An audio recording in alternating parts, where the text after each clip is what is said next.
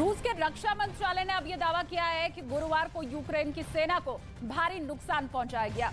रूस ने यूक्रेन के अलग अलग इलाकों में 200 से ज्यादा सैनिक मार गिराए जाने का दावा किया है। यूक्रेन की जंग में गेम चेंजर कहे जा रहे हाइमार्स मिसाइलों को भी रूस ने हवा में ही मार गिराने का दावा किया है। आपको यह भी बता दें कि कई महीनों की कोशिश के बाद रूस ने एक ऐसा एयर डिफेंस सॉफ्टवेयर तैयार किया है जो कि हाइमार्स मिसाइलों को 100% हवा में ही मार सकता है।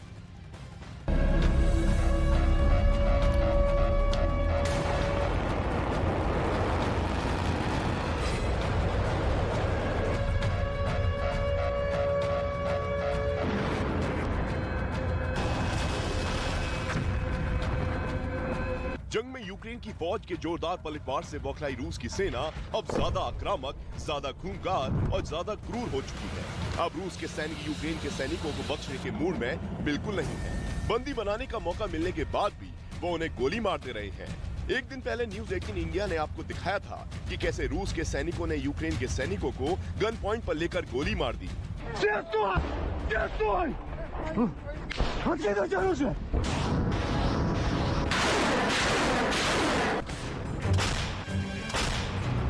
इस बीच रूस ने दावा किया कि डोनेट्स्क और क्रास्नोलिमांस्क के क्षेत्र में हुए भीषण युद्ध में यूक्रेन के 200 से ज्यादा सैनिक मार गिराए गए हैं। रूस ने यह भी दावा किया कि यूक्रेन को विदेशों से मिले सैन्य उपकरणों को भी भारी नुकसान पहुंचाया गया है।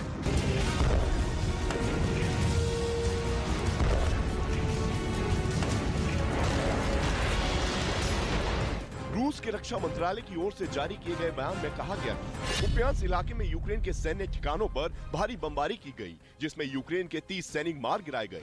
साथ ही 2 बख्तरबंद लड़ाकू वाहन और 3 ट्रक तबाह हो गए। जबकि क्रास्नोलिमांस्क के इलाके में यूक्रेन के 100 से ज्यादा मिलिट्री यूनिट, 4 AFV और 3 सैन्य वाहनों को बर्बाद कर दिया गया। वहीं डोनेट्स्क में यूक्रेन के 70 सैनिक, 30 मिलिट्री यूनिट, 1 टैंक, 3 AFV, 2 बख्तरबंद लड़ाकू वाहन और 7 वाहनों को निशाना बनाए गए। जबकि खार्किव इलाके में 3 गेट MLRS लड़ाकू वाहनों को नष्ट कर दिया गया। इसके अलावा रूस ने दावा किया कि गुरुवार को यूक्रेन के 2 आर्टिलरी सिस्टम M777 और M109 पलाडिन, 2 automatic howitzer, 2 SI गॉविज़्का Su-25 विमान, 5 UAV के साथ साथ TMLR हिमार्स और एल्टन मिसाइलों को लक्ष्य तक पहुंचने से पहले ही मार गिराया गया।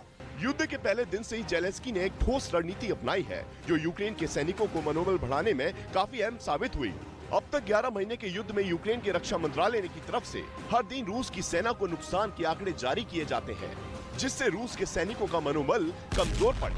शायद इस बात को समझने में रूस को 11 महीने लग गए। इसीलिए अब रूस के रक्षा मंत्रालय की ओर से भी यूक्रेन आर्मी को हुए नुकसान के आंकड़े जारी करने की शुरुआत हो चुकी है। जाहिर है कि इससे जंग लड़ रहे रूस के सैनिकों का मनोबल बढ़ेगा।